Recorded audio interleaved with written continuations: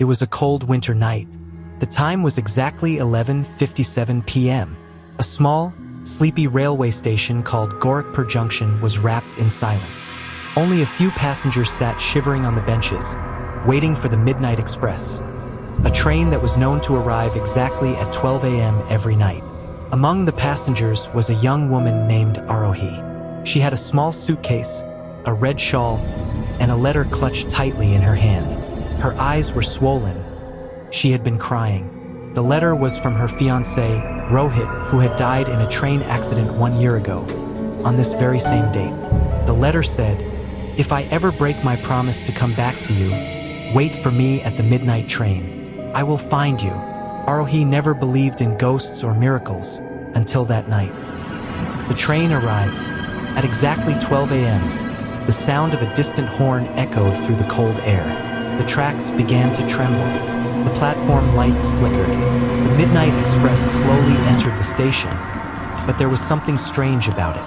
No one else seemed to notice. The few people around didn't even lift their heads.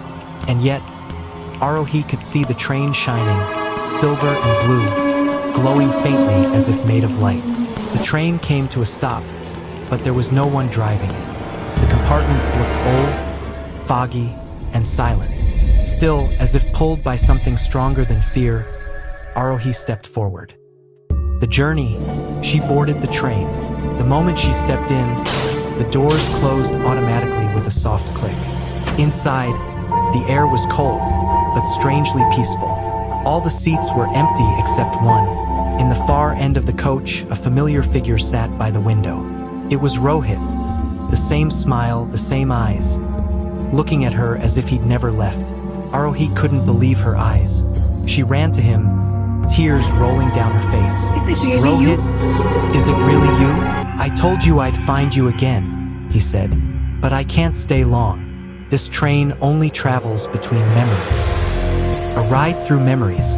As the train moved, the world outside the window began to change.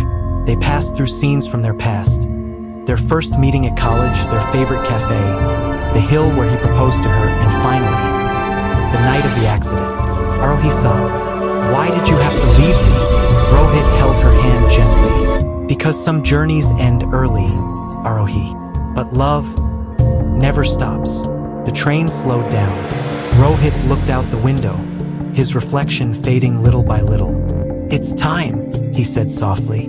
"This train can't carry the living too far. Promise me you'll live, Aarohi. Don't keep waiting at the station." Aarohi clung to him, crying, "I can't let you go again." But Rohit smiled one last time. "You already did. I just came to say goodbye properly." The end of the ride, the train came to a halt. Aarohi looked around and found herself back on the platform, alone. The clock struck 12:10 a.m. The midnight express had vanished. In her hand, the letter she had brought was gone. But there was another one, freshly written in Rohit's handwriting. "Thank you for waiting. Now it's time to live your journey, not mine." Rohit. A tear slipped from her eye, but this time it was a peaceful one. She looked up at the stars and whispered, "Goodbye, Rohit. Until we meet again." And for the first time in a year, she smiled. Crescent moon moral of the story. True love never really ends. It just changes its form.